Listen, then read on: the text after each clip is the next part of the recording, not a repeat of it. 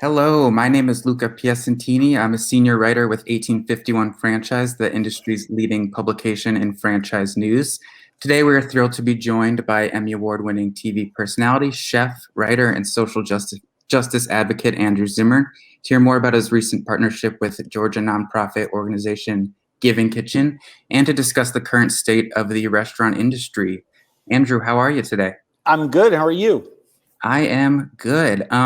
To start, I think we should just jump right in. I'd love to hear more about this partnership with Giving Kitchen and maybe, how it came about and what the mission behind the partnership is and why it's important to you.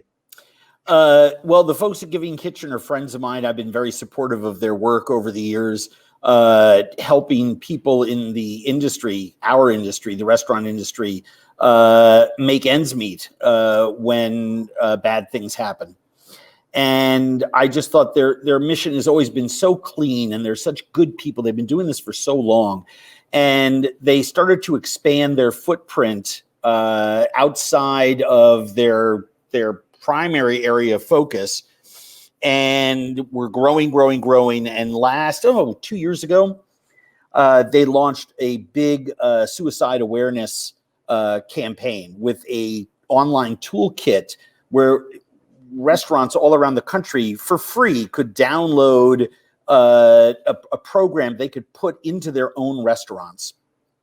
And I thought to myself, that is just, I lost a lot of friends to suicide, and mental health parity laws, the issues around mental health are things that I fight for every single day. And I struggle with it in my own family. I struggle with it personally here in my office. It's everywhere. And I was just so impressed by that, and did a little work to get that program into my restaurants at the time. And then when Jen approached me about their next wave of expansion, which was into a couple other southern states, and that they were going to be dealing with chem dep and alcoholism, addiction and alcoholism, I was literally, while she was asking, I was just like, just stop. Yes. Alcoholism and addiction affects every family in America, directly or indirectly. It massively affects our civic life, from the cost of our health insurance to the monies that go from our taxes to prop up jails and institutions, public hospitals. It is a massive, massive number. If I could wave a magic wand in the world today, if a genie came up and said, you have 3 wishes in the food and beverage category of things to eliminate, one would be processed sugar and the other one would be alcohol. There's just so much harm caused by it. Look, I understand there's lots of people that still have the power of choice when it comes to drink. And I want them, I'm a civil libertarian. I want them to be able to enjoy their glass of wine, their beer, their old fashioned. I'm all for it.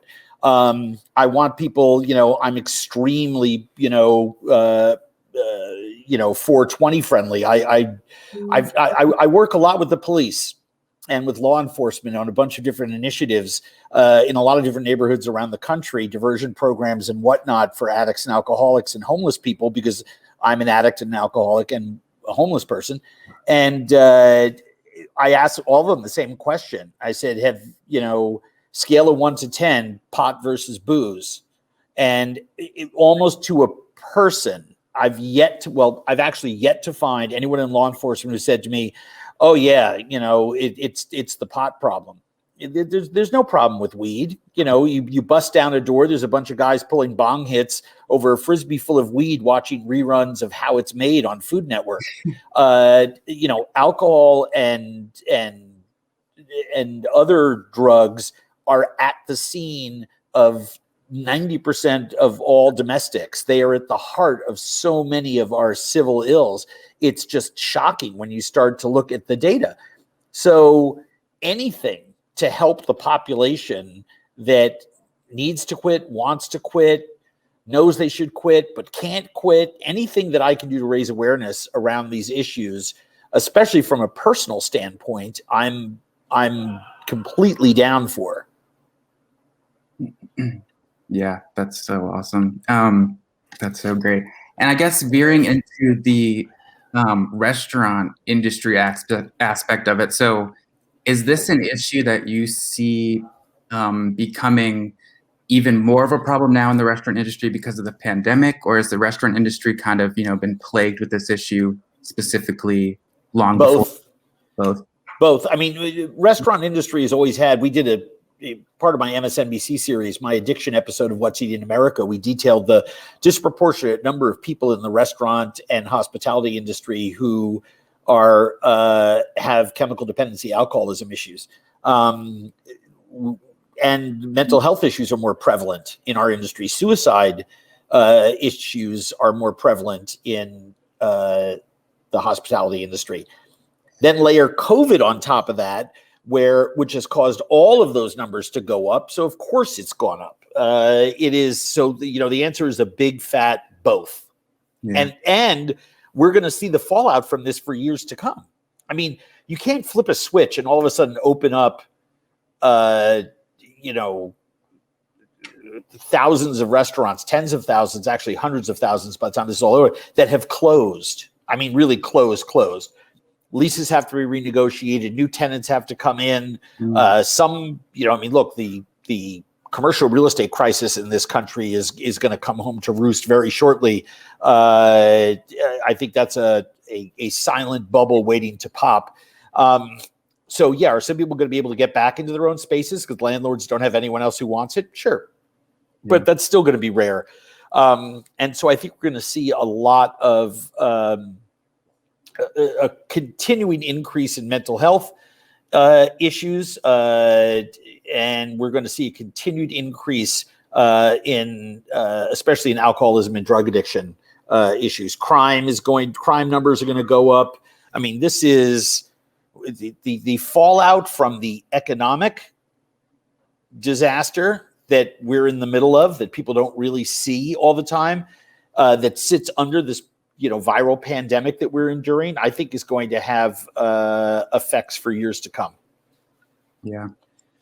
Yeah. Building off of I should say, yeah, I see it as a 3 to 5 year window, right? I mean, hopefully within 3 years, it may take 5 for us to come out of this bubble. I mean, the worries that I have are about a double dip recession, which I know the current administration is doing everything they can to prevent. But these are real lives out there, real workers, not just the restaurant industry.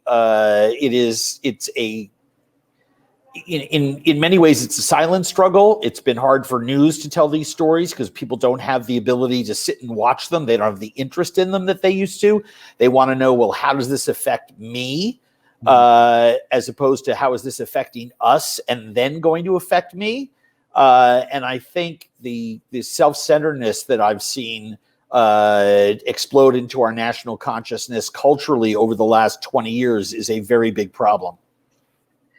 Yeah. Yeah, I mean, building off the economic crisis angle, I mean, a year into the pandemic, I know it's beyond the restaurant industry, like you just said, but where do you see the restaurant industry right now, a year into the pandemic? Like, where is it? What is the state of the industry, in your opinion? Precarious. What's left of it is sitting on the edge of a cliff. The American Express just did a big study. There have been a bunch done that are fairly fresh over the last 4 to 6 weeks.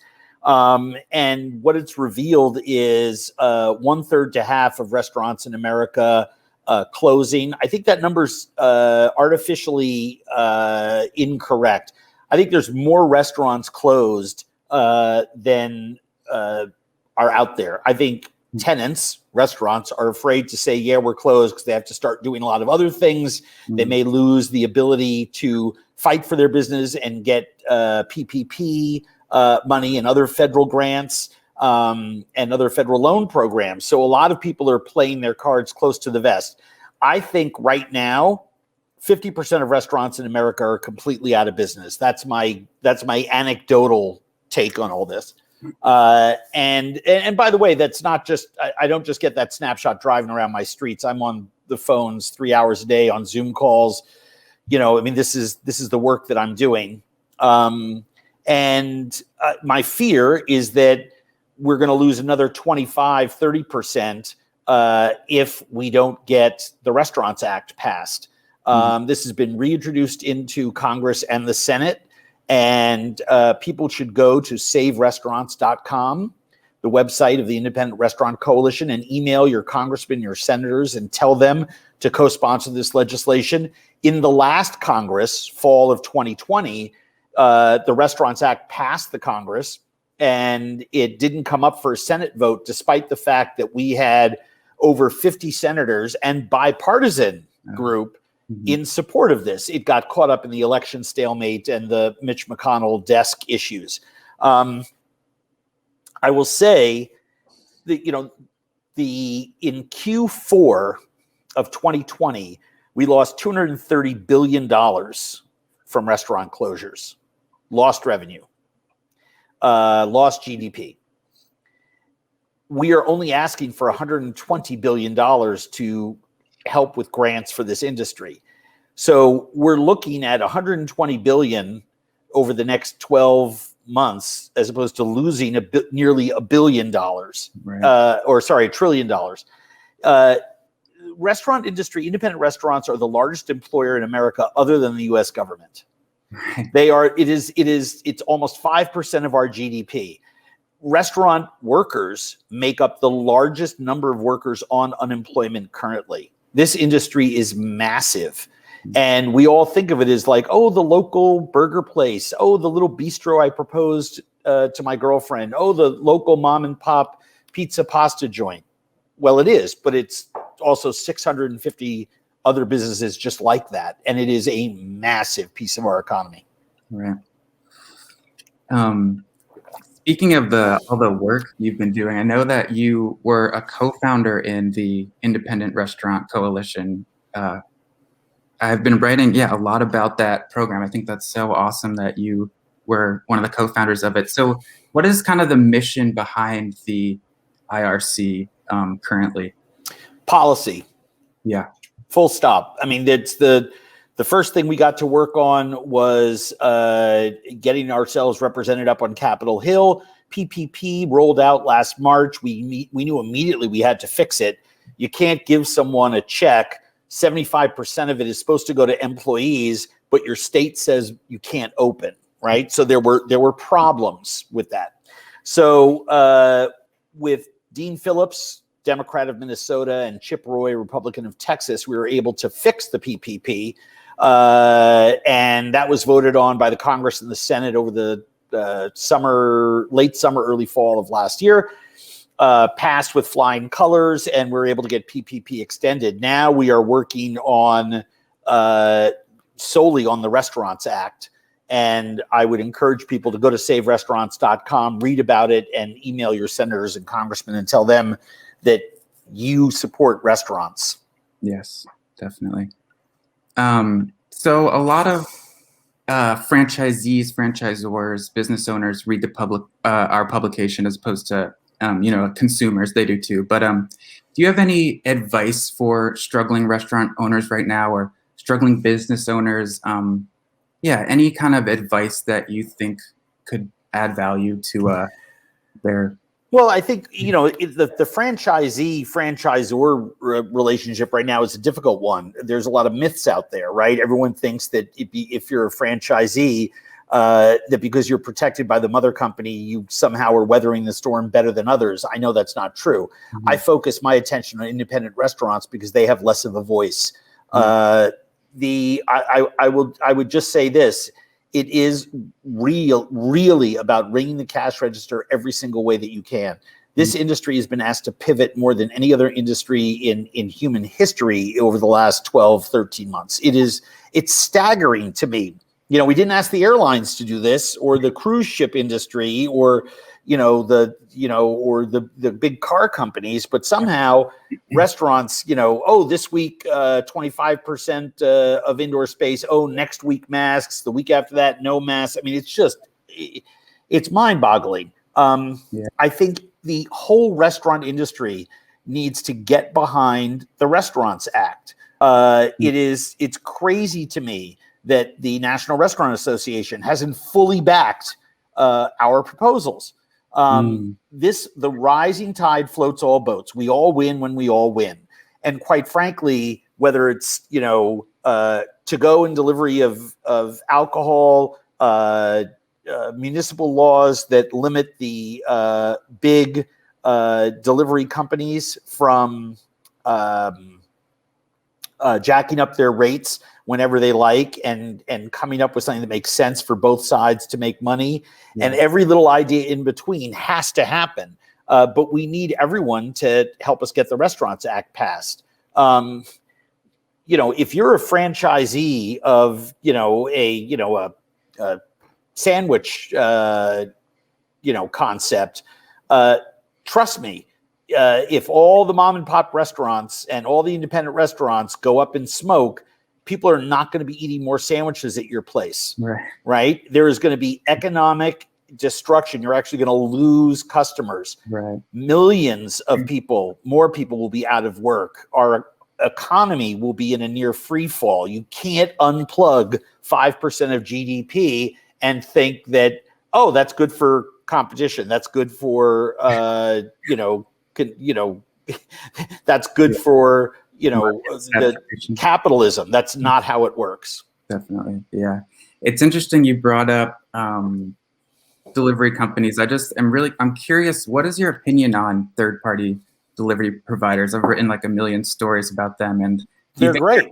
You think they're a good partner for restaurant industry right now? Or? Fantastic when they're not being slime balls and and putting usurious 30% surcharges onto food. They're biting off the head of the goose that's laying the golden eggs. Yeah. Delivery companies should be in concert with restaurants. Yes. That's awesome. So I guess looking to the future, to wrap up here, what do you predict the future of the hospitality industry is going to look like? I mean, obviously that's a broad question, but do you have any kind of predictions on how you think the hospitality industry at large will change in, your 5 to 10 year window? Yeah, I mean, let's just go 10 years out. I think we will be in the golden age of restaurants. I think the golden age of restaurants is ahead of us. I don't think I'm an eternal optimist. I don't believe the glass is half full or half empty. I believe the glass is refillable. And I am convinced beyond a shadow of a doubt, because food people are the most creative business people that I know of. They are brilliant.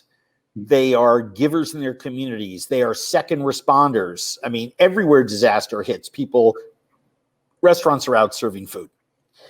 The big takeaway for me is that it is going to be different. I think fine dining is going to shrink dramatically. There will always be a desire for it, but I think it will shrink dramatically. And I'm so excited about sort of a democratization of food taking place, where people are actually able to cook what they want in smaller facilities in more different ways, right? Ghost kitchens, restaurants, delivery. I mean, so many different variables, and be really, really creative with their new offerings and actually charge what they should be charging for the food that they're serving. Right. The restaurant industry was brittle and broken before the pandemic hit. The pandemic just accelerated the house blowing down, right? I mean, there were inequality issues of sexism and pay discrimination and lack of paid sick leave and no health insurance. And I mean, our industry was plagued with multiple tier systems of inequality, and restaurant owners were not able to charge what the food really costs to put on the plate. Yeah. So I wish we could have taken our industry apart brick by brick and built it back. Instead, COVID blew it all down. But I think what we're going to build back is going to be better. Yeah. Wow. That's very eloquently said. That's great. I guess the last thing here, is there any upcoming plans you want to share with the audience? I know you have an upcoming series called Family Dinner. Oh yeah, people should go to Discovery Plus. All of my stuff is streaming there. Bizarre Foods America, Bizarre World, Driven by Food, Family Dinner. What other series did I did? Zimmern List. I mean, it just goes on and on. Everything is on Discovery Plus, and people should go and enjoy it there. And I would encourage everyone to go to andrewzimmern.com. Everything from recipes to where to get my spices in what stores to how I, all the partners that we work with, nonprofit partners and so on. So yeah, we have a lot of stuff going on at andrewzimmern.com. People should check it out. Awesome. Well, thank you so much for chatting with us today, Andrew. This was amazing. I hope you have a great rest of your day. And thank you, sir. Okay. You too. Bye-bye.